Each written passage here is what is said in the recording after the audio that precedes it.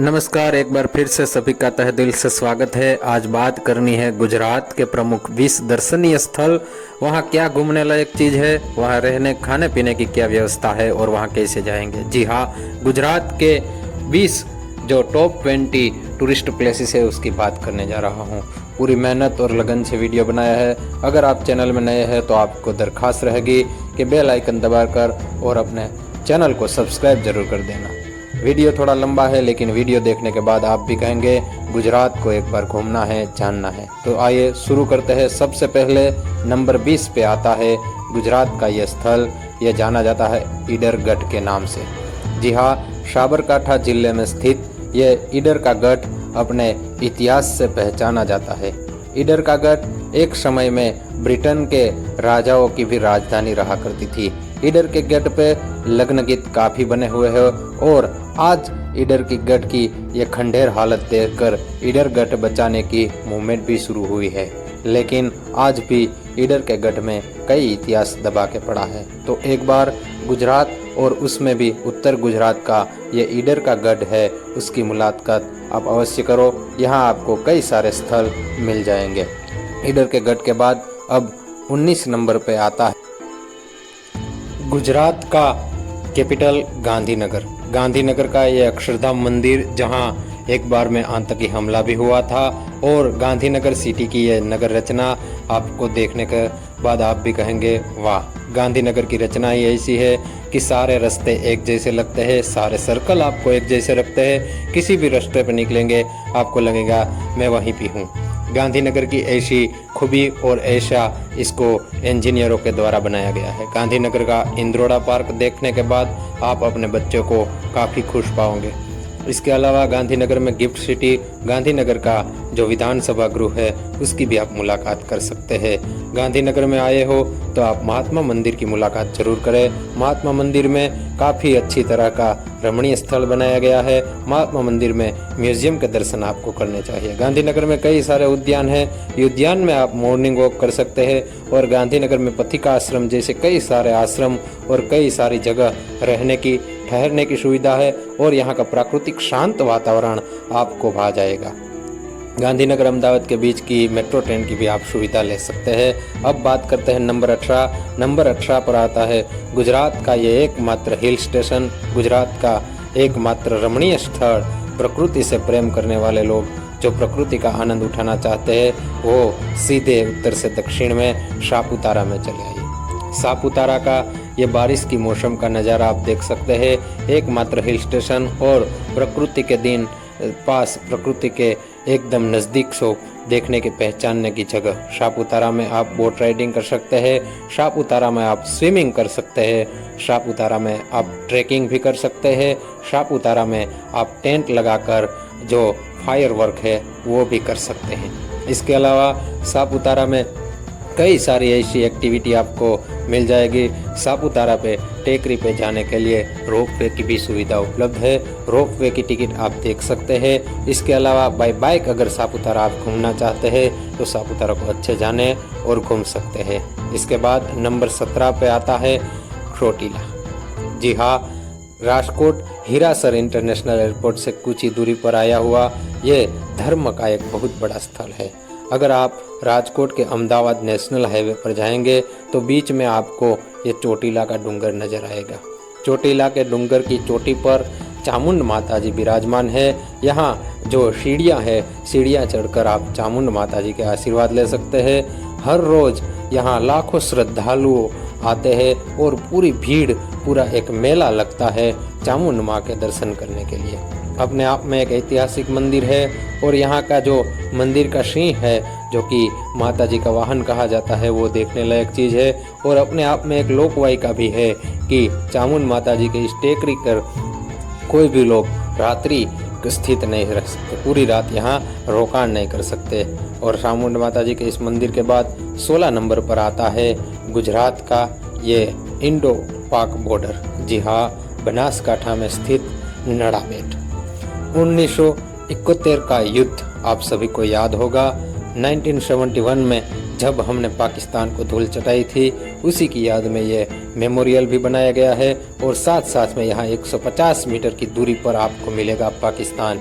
एक और इंडिया होगा, दूसरी ओर आप पाकिस्तान के दर्शन करना चाहते हैं तो नड़ा बेट चले जाइए। नड़ा बेट में आपको कई ऐतिहासिक और सैन्य से जुड़ी जानकारी मिल जाएगी। उसके बाद नंबर 15 पे आता है अहिंसा के पुजारी का घर, महात्मा गांधी जी का जन्म स्थल। जी हाँ, गुजरात के सौराष्ट्र में पश्चिम किनारे पोरबंदर में स्थित यह कीर्ति मंदिर मोहन से महात्मा हुई सफर का जन्म स्थल है। उस मोहन का जन्म स्थल जो कि उसका स्टैच्यू पूरे वर्ल्ड के दरेक देश में लगा हुआ है। जी हाँ, यही कीर्ति मंदिर में पूज्य बापू का जन्म हुआ था। बापू और बा के जुड़ी हुई कई सारे जो यादें हैं यहाँ बिखरी हुई है। उसके बाद अगर आप पोरबंदर में आए हैं तो पूज्य भाई श्री के द्वारा बनाया गया वो सांदीपनी आश्रम की भी आप मुलाकात कर सकते हैं और भव्य यह हरि मंदिर के दर्शन कर सकते हैं। प्रकृति और नैसर्गिक वातावरण में आप यहाँ रहने ठहर सकते हैं। पोरबंदर में और पूरे देश का एकमात्र सुदामा जी का मंदिर भी आप पाएंगे। ऐतिहासिक सुदामा जी के दर्शन भी कर सकते हैं। साथ साथ अरबी समुद्र का ये बीच है जो चौपाटी के नाम से जाना जाता है। यहाँ आप शांति और प्रकृति को जानेंगे। अब नंबर 14 पे आता है कच्छ। जी हाँ, कच्छ की तो बात ही कुछ अलग है। कच्छ का तो नज़ारा ही कुछ अलग है। वो कहा जाता है न कि कच्छ नहीं देखा तो कुछ नहीं देखा। कच्छ का ये धोरडों का सफ़ेद रण आज देश विदेश में प्रख्यात है। धोरडों के सफ़ेद रण में और कच्छ की कला संस्कृति जानने के लिए विदेशी लोग भी यहाँ उसका मेला जमावड़ा लगता है। कच्छ के धोरडों के वाइट डेजर्ट की मुलाकात और कच्छ की संस्कृति का जानना पहचानना अपने आप में गौरव की बात है। यहाँ कई सारे ऐसे वॉच टावर और कच्छ से जुड़ा इतिहास आपको मिल जाएगा, तो एक बार कच्छ जरूर पधारिएगा। नंबर 13 पे आता है अब चांपानेर। जी हाँ, सीधे हम चले जाते हैं पावागढ़। पावागढ़ में चांपानेर जो राजवी वंशों के द्वारा बनाया हुआ एक ऐतिहासिक नगर, ऐतिहासिक किला, और उसके बाद मोहम्मद बेगड़ों ने भी जिसको अपनी राजधानी बनाई हुई थी वो चांपानेर। और चांपानेर की ये कमाने, उसकी कला और कृति को देखना अपने आप में गौरव की बात है। तो चांपानेर पावागढ़ के भी दर्शन कर सकते हैं। उसके बाद नंबर 12 पे आता है सौराष्ट्र का यह स्थल और गुजरात का सबसे ऊंचा पर्वत गिरनार। जी हाँ, ऊंचोगढ़ गिरनार गुजरात में ऐसी लोकवायिका है और यहाँ आके आप एशिया का सबसे बड़ा जो रोपवे है उसका मजा ले सकते हैं, उसका आनंद ले सकते हैं। जी हाँ, गिरनार में एशिया का सबसे लंबा सबसे बड़ा रोपवे शुरू हो चुका है। 700 रुपये टिकट देकर आप उस रोपवे का आनंद माण सकते हैं।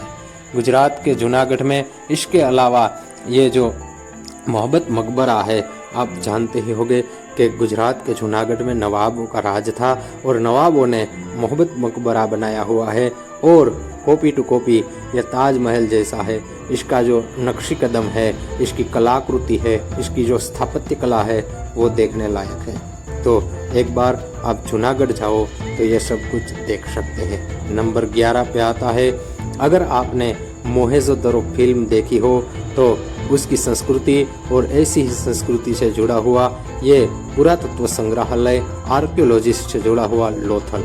जी हाँ, जो सिंधु खीण की संस्कृति देखी जाती है, आपने कहीं पुस्तकों में भी पढ़ा हुआ, वो सिंधु खीण संस्कृति का ये बेनूम ये जो नमूना है मोहेंजोदड़ो पिक्चर में जो दिखाया जाता है, वही सभी बातें आप यहाँ लोथल में पाओगे।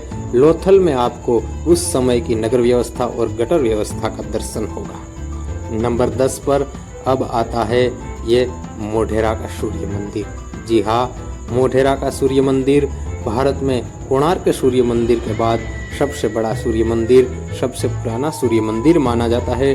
सूरज की पहली किरण मंदिर के जो गर्भगृह में गिरती है और उसका जो दर्शन है, उसकी जो ये नक्शी कदम है, उसका स्थापत्य है, उसको देखकर आप भी दंग रह जाएंगे। उसके बाद बात करते हैं नंबर 9, फिर से चले आते हैं एक गुजरात के अहमदाबाद में। अहमदाबाद अपने आप में गुजरात का सबसे बड़ा सिटी भी है और यहाँ साबरमती नदी अहमदाबाद को 2 हिस्सों में बांटती है। उसी साबरमती नदी के स्थित ये साबरमती रिवर फ्रंट और उसका ये रोशनी से झलझलता हुआ नज़ारा आप देखकर खुश हो जाएंगे। गुजरात में साबरमती रिवर फ्रंट के अलावा आप कांकरिया लेक की भी मुलाकात कर सकते हैं।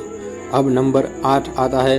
नंबर 8 पे आती है ये रानी की वाव। वर्ल्ड हेरिटेज में जिसको स्थान मिला है, अपनी स्थापत्य में बेनूम नमूना है।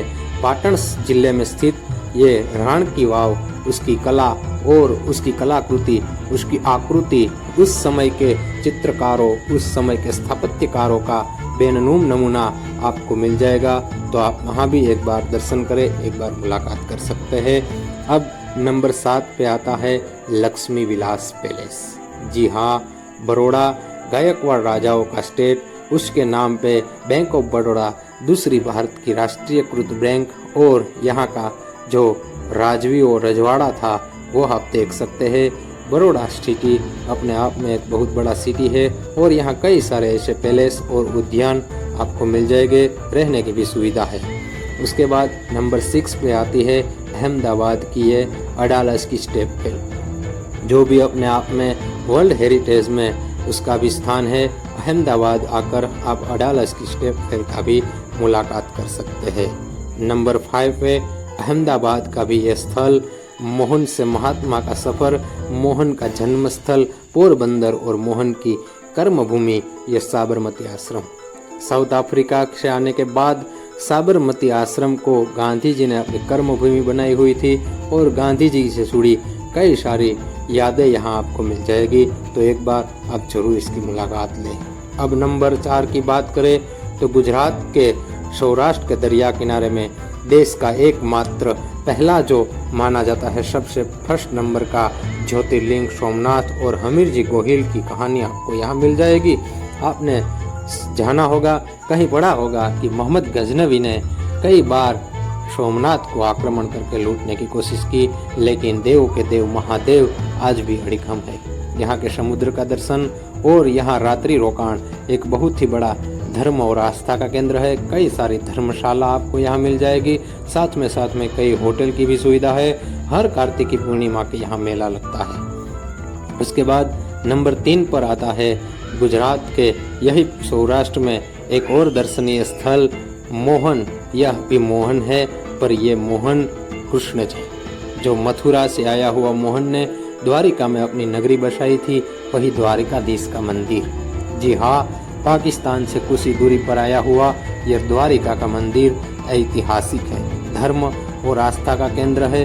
द्वारिका आते हैं तो आप यहाँ समुद्र और समुद्र में सोने की द्वारका भी आप पा सकते हैं। द्वारिका में कई जगह रहने की, खाने पीने की धर्मशाला आपको मिल जाएगी और द्वारिका का ये जो सुदर्शन सेतु है अपने आप में इंजीनियरों का बेनमून नमूना आपको पेश करेगा।